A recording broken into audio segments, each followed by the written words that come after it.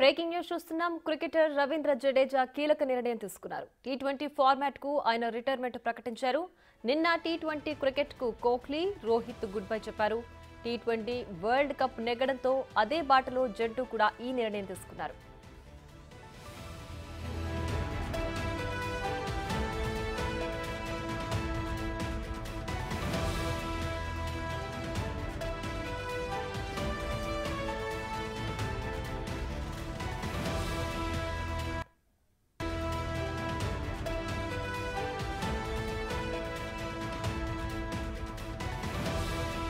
Breaking news చూస్తున్నాం. Cricketer Ravindra Jadeja కీలక నిర్ణయం తీసుకున్నారు.